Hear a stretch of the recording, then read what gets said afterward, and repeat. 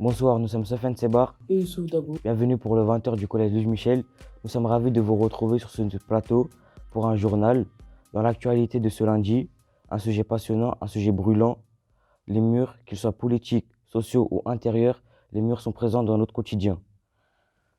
Le premier mur dont nous allons parler est politique. On vous embarque à Séoul où notre envoyé spécial est parti comprendre l'histoire de ce mur qui sépare depuis si longtemps les habitants de la Corée du Nord et de la Corée du Sud. Un reportage de Hilal. Merci Sofiane.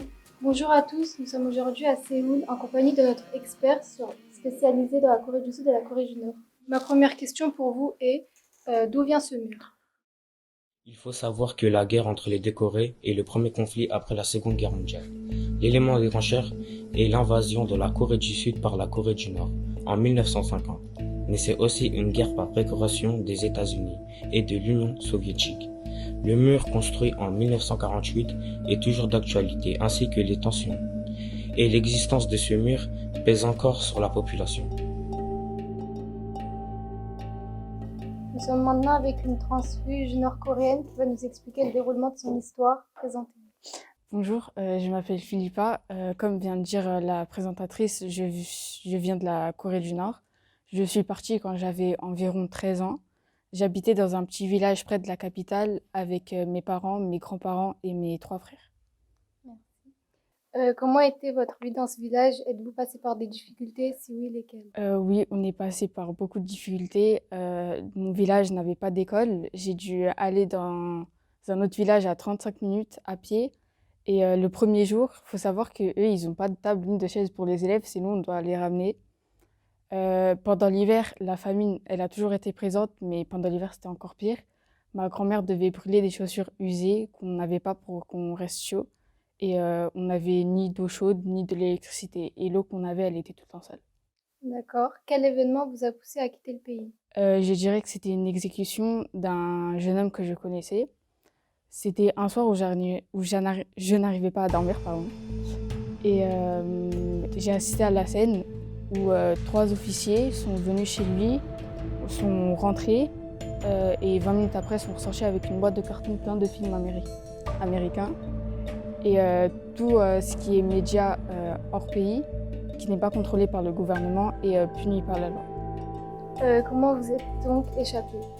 On a payé un conducteur qui nous a fait traverser la frontière avec la Chine.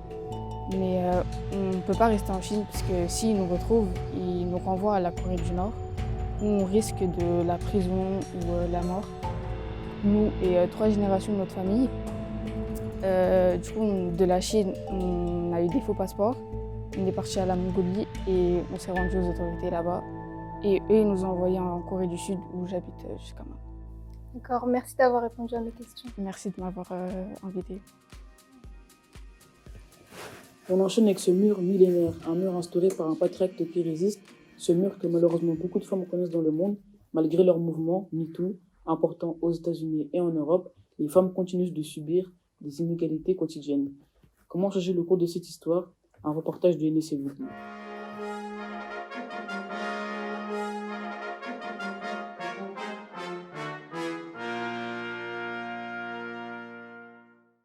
Bonjour, aujourd'hui nous sommes en direct de l'Élysée et j'ai l'honneur d'interviewer la présidente de la République, Joséphine de Petitfour. Bonjour, je suis Joséphine de Petitfour, la première femme noire de présidente de la République et j'ai pour objectif de réduire le chômage et d'alléger les projets de programme dans les écoles. Quels ont été vos parcours?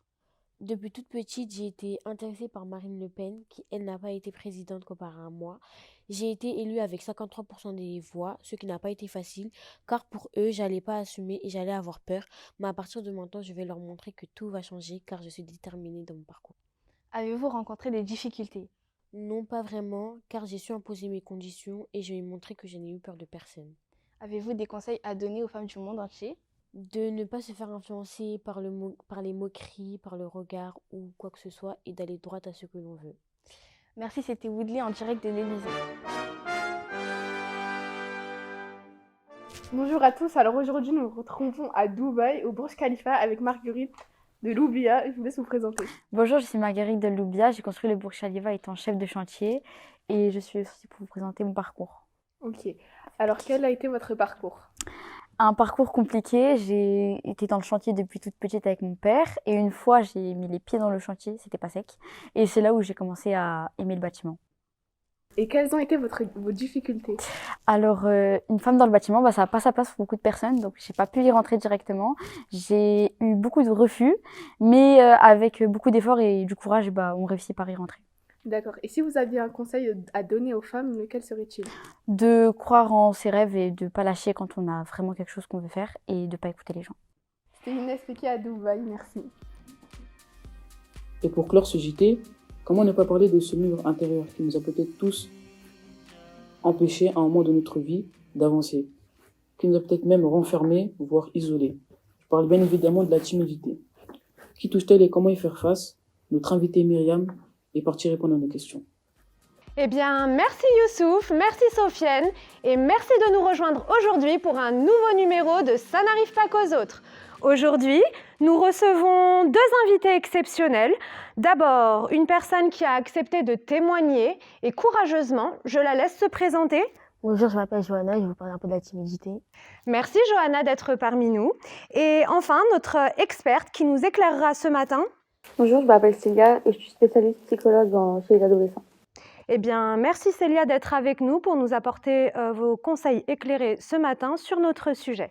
Mais avant d'entendre Célia, je vous propose d'entendre le témoignage de Johanna, timide depuis sa plus tendre enfance. Rebonjour Johanna. Bonjour.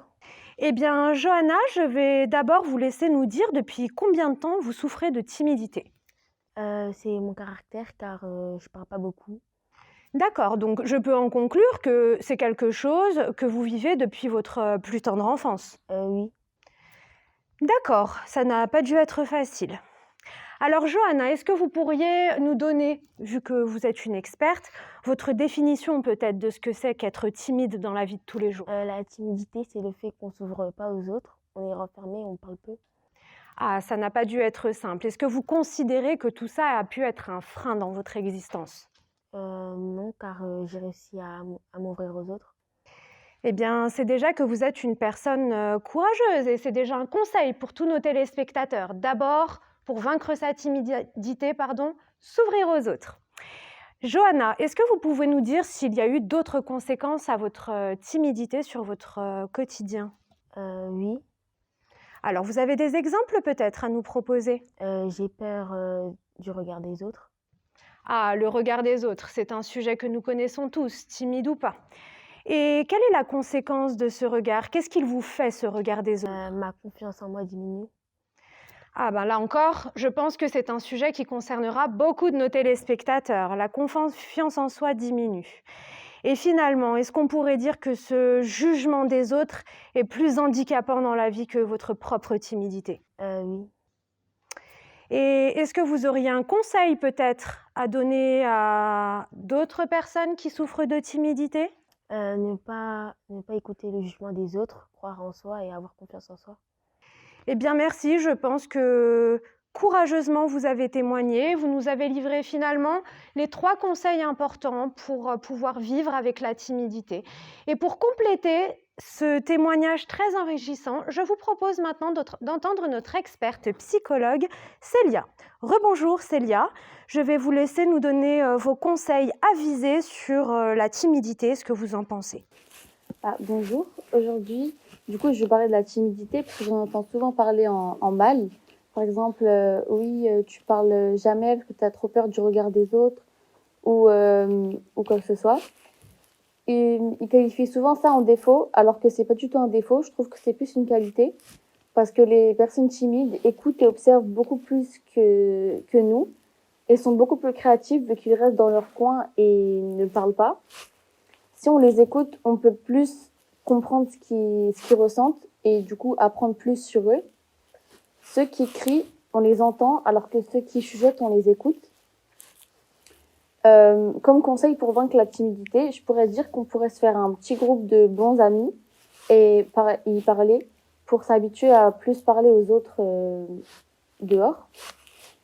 Ils qualifient souvent la timidité d'un mur, alors que je trouve que c'est plus un tremplin pour aller plus loin et plus haut. J'ai connu une femme avant qui était très très timide et qui maintenant est devenue actrice et qui fait de nombreux films. Et dans tout ça, on peut pas savoir qu'avant, elle était très très timide. Donc je pourrais dire, ne laissez pas cette qualité devenir un mur, mais restez un tremplin. Voilà. Eh bien, merci beaucoup Célia. Vos conseils, à mon avis, toucheront beaucoup de monde. Je remercie à nouveau Johanna également pour son témoignage courageux et ses conseils de personnes qui vivent la timidité tous les jours. Et je pense que si nous pouvons conclure ce sujet sur quelques mots, ce seront ceux de notre experte qui a dit « Ne faisons pas de notre timidité un mur, mais un tremplin ». Eh bien, nous terminerons notre émission du jour sur ces quelques mots. Nous remercions Youssouf et Sofiane pour le journal et je vous dis à demain pour un nouveau numéro.